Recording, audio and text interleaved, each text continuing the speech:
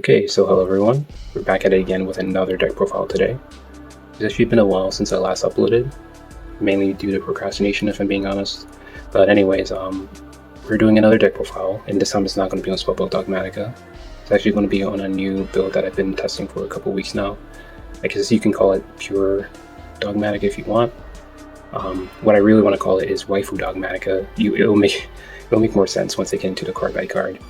But just one thing to note is that this isn't the same as the pure ritual variant that you may see online, like a lot of people are playing.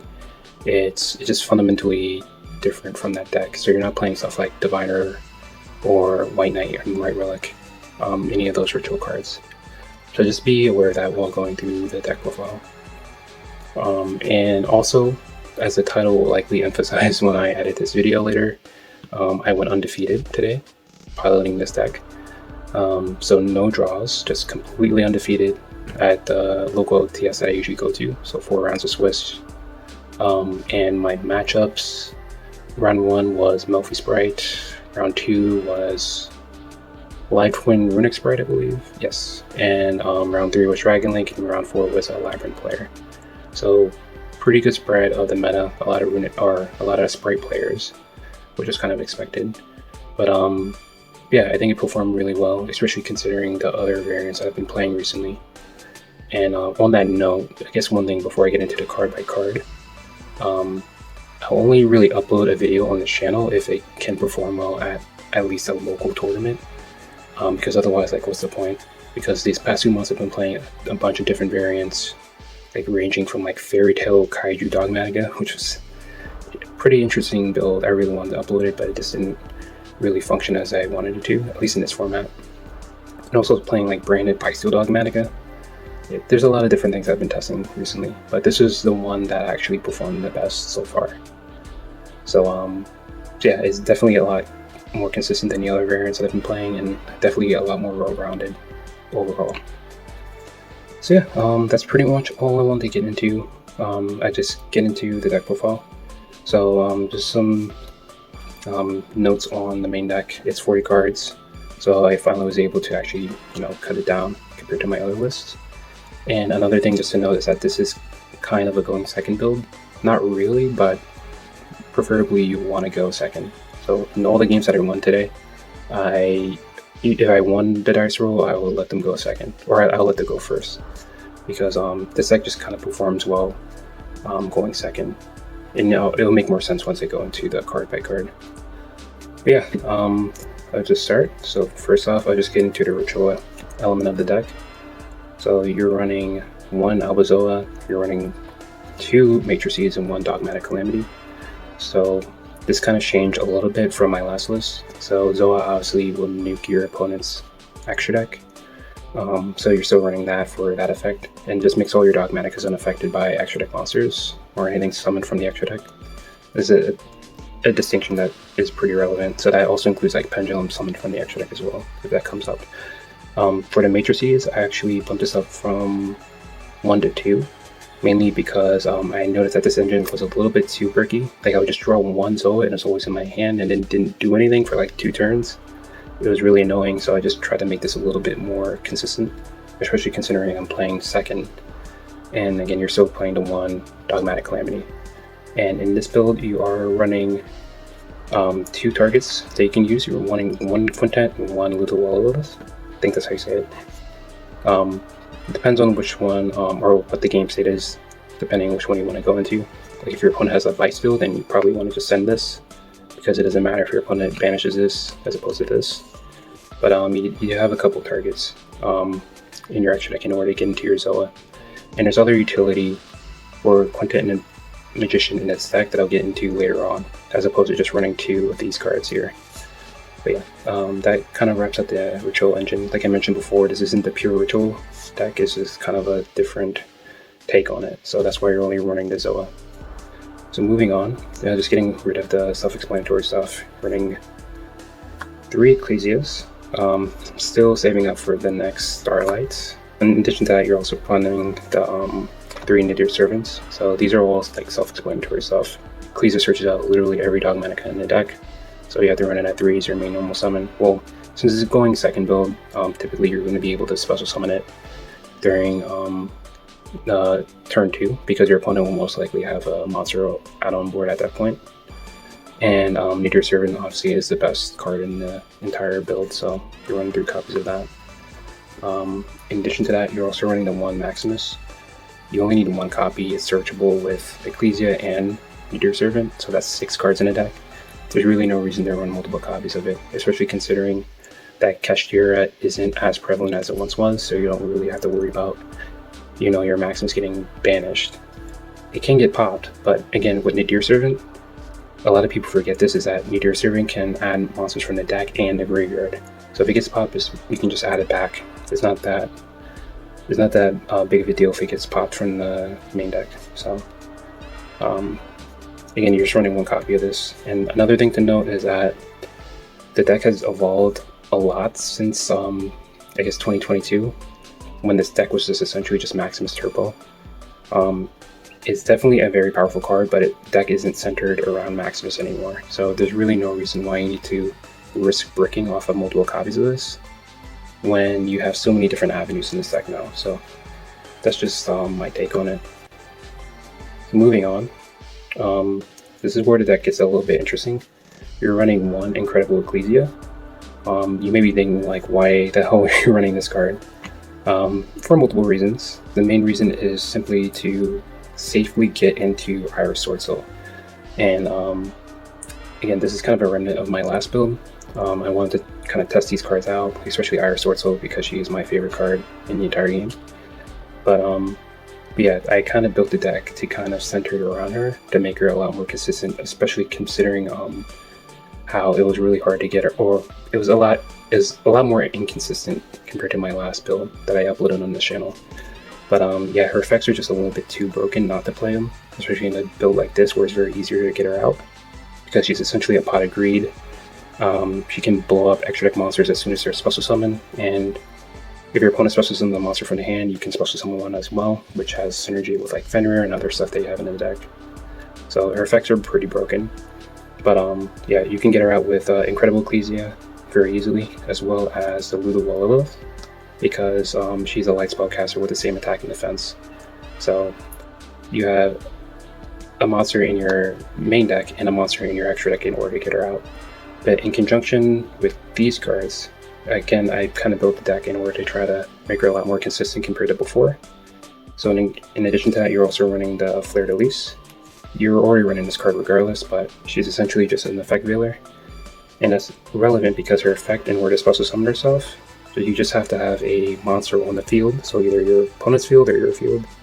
Their effects need to be negated, and then you can immediately special summon her as a quick effect. So Fluerdeis obviously non-target negation, so you can use her to negate a monster on your opponent's board and then immediately afterwards special summon her. So that's one way of getting her out if you like card draw her in your hand. In addition to that, you're also running the 2 effect veilers. I'll kind of get into these individually later on, but yeah, the effect veiler, you can just do it during your opponent's main phase, and immediately afterwards special summon the Fluerdeis or the Iris SwordSoul. Also, Dark Ruler no more is your main deck in them. Especially in this format, effect negation is really important, especially with decks like the Synchro Spam decks like Mandium, even like all the Sprite variants. Dark Ruler no more does really well against them. And in addition to that, you're also running the 3 infinite impermanences. So again, you have basically 2 cards to special summon it from the deck, and you have 8 cards here to kind of use it in conjunction if you have it in your initial moment. So it's very consistent. So one other thing that I'll note is that when your opponent is going through a bunch of combos, I would just be cognizant of like what they're doing, because there's a lot of effects like that will say you can special summon like 1 monster from their deck or from their graveyard, but their effects are negated. Just be cognizant of that, because that's a window for you to activate the Iris SwordSoul. So, and also if your opponent is going to imperm you or veiler you, like one of your monsters, that's another opportunity for you to special summon this card. So, so yeah, I think this deck is just a lot more consistent compared to how I had it before, because it's very easy to get these cards out now. And yeah, this card has other synergy, but I'll just get into that in a bit once I get into the other cards in the engine. Okay, so the next cards I'm going to be going over is Blazing Cartesia and Guiding Quem. So in my last deck profile, I was kind of on the fence of playing these cards because, again, Guiding Quem just came out. I wasn't sure how it was going to perform. And I just added Blazing Cartesia to the deck, so I wasn't really familiar with what the effects were and what the lines were. But I had some combos in line, especially with Guiding Quem and with the Magician's Souls package. But now, like after playing this for like 2 months and like hundreds of games at this point, Blazing Cartesia is definitely like one of the most important cards in the entire deck. It's insane like how ignorant I was of this card prior. But yeah, Blazing Cartesia adds so many different interruptions. So like even just normal summoning her just adds a lot of pressure on your opponent because you can activate her effect literally whenever, because you can use material from your hand, not just from your field. And for the targets, you primarily have two. The first one is going to be Granganol, because during your opponent's turn you can like use this effect to go into this. And the targets that you have are primarily 5 that you would want to go down. You have some other ones in the main deck, but those aren't going to be really relevant. With Granganol, you can send Lilith, you can send Omega, Titaniclad, Gurura, and you can also send Golden Cloud Beast. So Golden Cloud Beast is a compulse. This is a draw 1. This can help you set up during the end phase. This can help you recur some resources, and then this is another special summon at the end phase. So all these targets are in your extra deck that you can just dump immediately when you special summon this. And in addition to that, if your opponent special summons a monster from a monster effect, you can just immediately banish this, and you can go into that's being Quertus, which you are running in the extra deck as well. Or you can go into another Dogmatika in order to kind of set up for next turn. But again, it just kind of full circle because this will eventually flow into the Guiding Quem, which is also another good play. So again, just from the interactions with that is good enough to play. But in addition to that, with Blazing Cartesia, you can actually legitimately go into Quintet Magician, which is actually pretty nuts, because you can use fusion material from the field and from your hand. And just note that you're playing stuff like Effect Veiler, Joel and Lockbird, you know, all these cards that will continuously recur back into your hand, like the Incredible Ecclesia, along with Blazing Cartesia herself. Just send a fusion monster to the graveyard, and both of these will get recurred back into your hand, which is pretty nice. So yeah, getting Quintet Magician out is actually pretty easy once you have Blazing Cartesia in rotation. And yeah, there's also ways of like capitalizing more off of the Guiding Quem. Again, note that Incredible Ecclesia has Fall of Albas in its text, so you can actually special summon her off of Quem, or you can like just dump her to the graveyard if you already have your Blazing Cartesia in rotation. So you actually have some synergy with all these cards, all the waifus. Again, that's why I kind of joked this is kind of waifu Dogmatika. Again, you still have the Magician's Souls plays. You can special summon them back and then go and link climb further, or go into Quintet if you want. So yeah, these cards have just been really exceeding my expectations from how I had it before in my initial list. I was kind of debating on if I even should be running them, and yeah, it's kind of like not even a debate to run them now. Moving on, just running one punishment. You don't want to run too many of these because you are running a small link package, like the Accesscode package. So in the instances where you do want to OTK your opponent, you won't be able to with punishment. So, but you are required to, because it is a pop 2 with Entis, and you are running the Quintet Magician, so it is one of the best punishment targets in the game at 4500 attack. So it's kind of like required. So yeah, that's all for the Dogmatika cards. So just get into the supplemental engines. So you're just running 2 Fenrir's. Before I was running Pressure Planet, but that was in the Spellbook variant, so you're not doing that anymore. Just running 2 Fenrir's now. And yeah, it just has no conflicts with what the deck is actually trying to do. So you can just safely special summon this, search, beat out any Handtraps, and then go into your regular Dogmatika plays as if you didn't even have this out on board. This is really good. And in certain games, you can just like flat out win, which is a Fenrir. Certain decks just can't get over this if they like ran out of most of their resources. So yeah, you're still playing 2 copies of this. And in addition to that, you're also playing the Magician's Souls package still. Just note that you're not playing the Winda package or the Shell package anymore, because again, it is a brick, drawing like the Schism. And it also consumes a lot of resources in the extra deck, which you just don't have the luxury of anymore. The deck trick is super tight now, and unfortunately, you don't have enough room for Winda.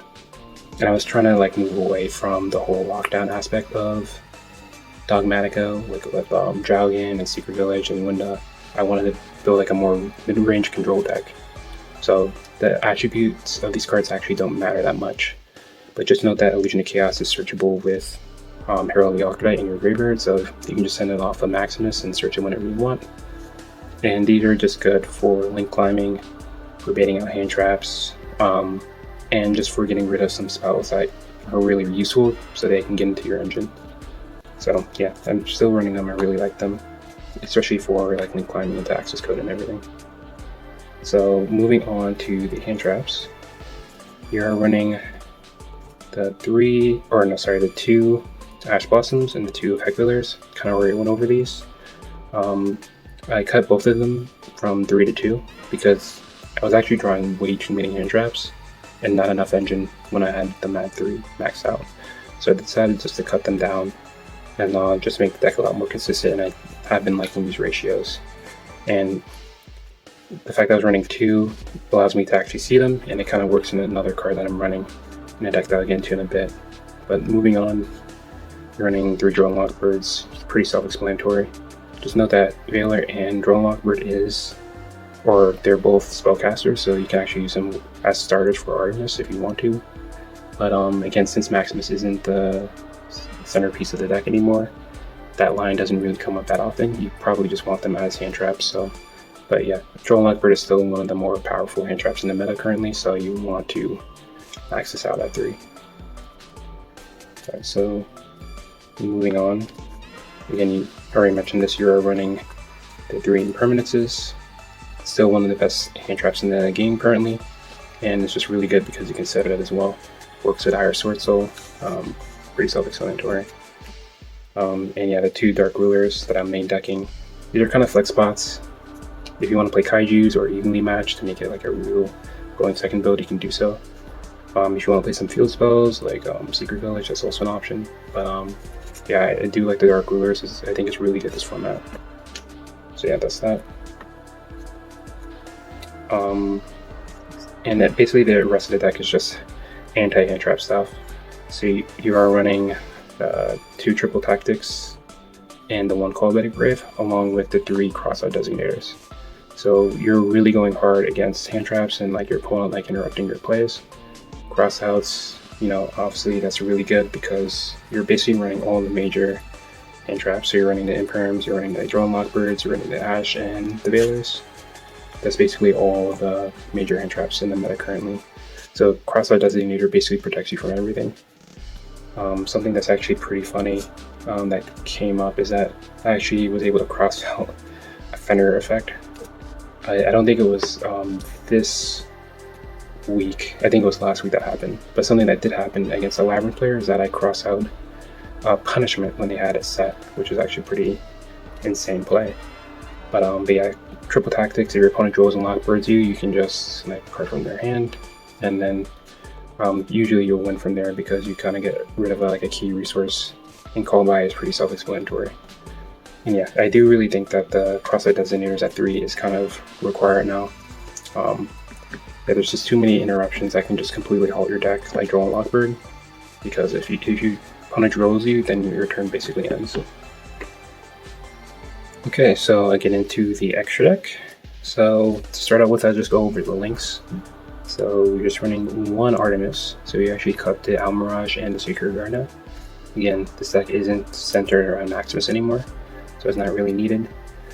Just need the Artemis, just to get an extra monster on board whenever you do need one. And if you're able to link climb into, let's say, Lina, you'll be able to get this in the graveyard to set up for Maximus if you do need it. And speaking of, you are running the Lina, this card is actually a lot more relevant now because a lot of the decks nowadays are playing stuff like Veiler, so there's always going to be like a light monster in your opponent's graveyard to use the effect off of. In addition to this, it also floats and allows you to search basically all of your major normal summons. So for instance, you can search out Blazing Cartesia, you can search out Critical Ecclesia. You can search out just Dogmatika Ecclesia. And if you want to, you can also search out Effect Viewer as well off of Linus Effect to float, which is actually pretty nice.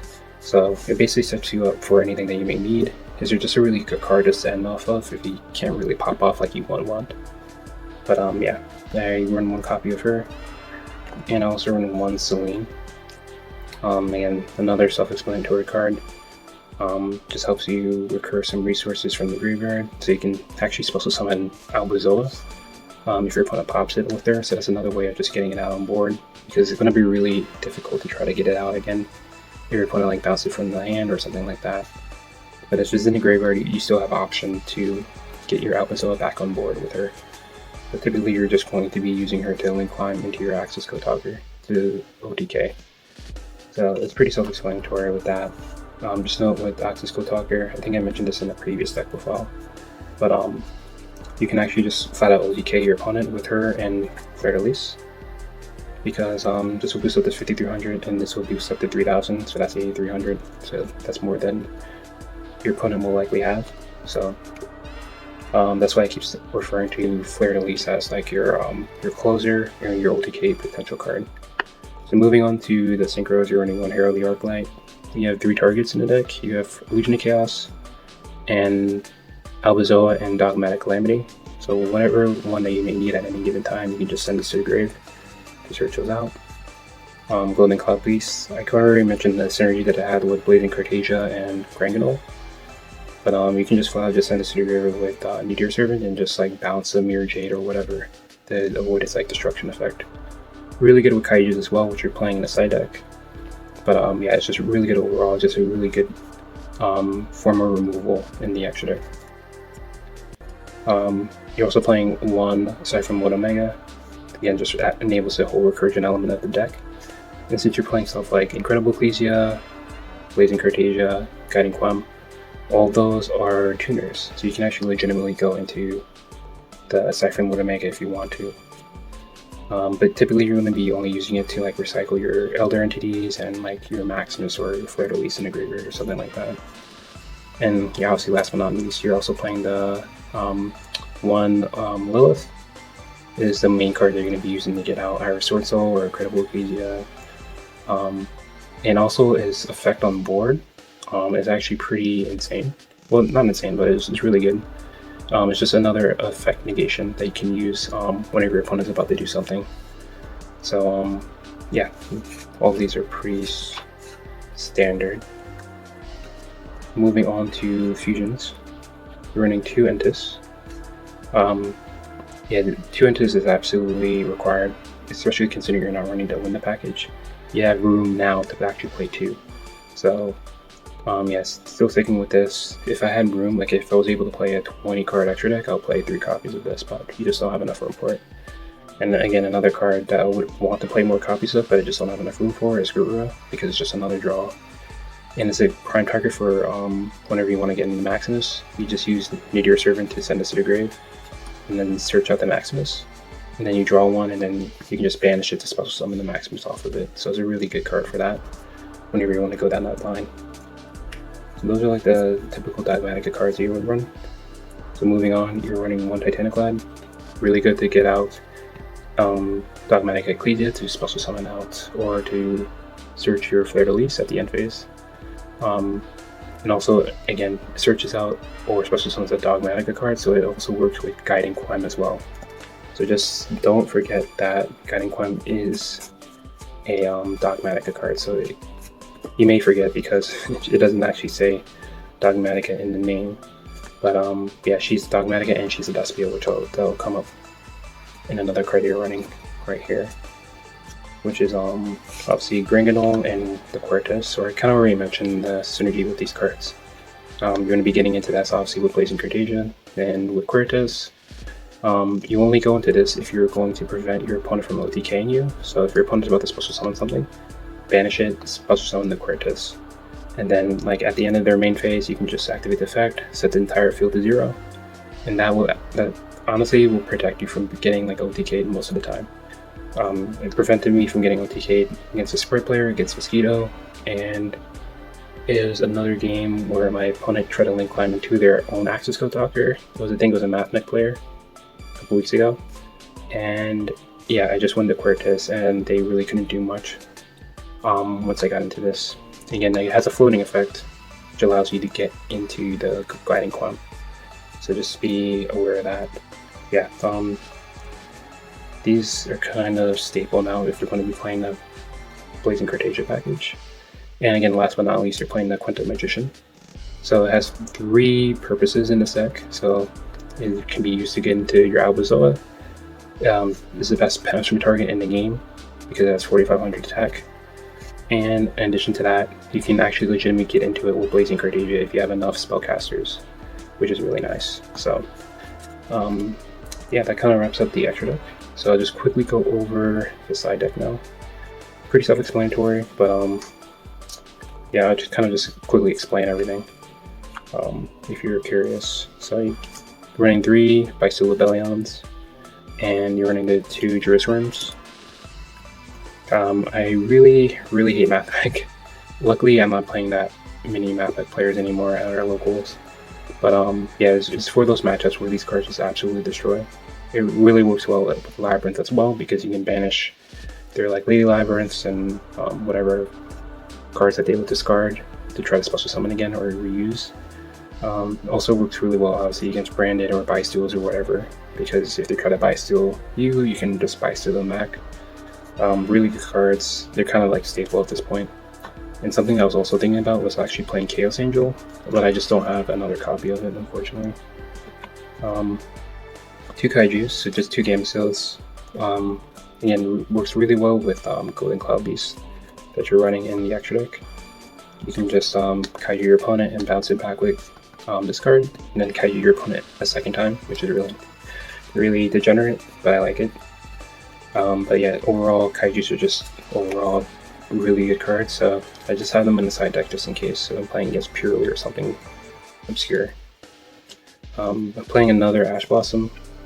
In certain matchups, so having a 3rd Ash Blossom is really useful, like case in point Branded or Labyrinth. So any of those matchups, I will side in the 3rd Ash Blossom.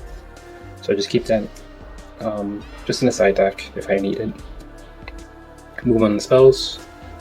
Running 1 Harpy's Feather Duster and 2 Lightning Storm.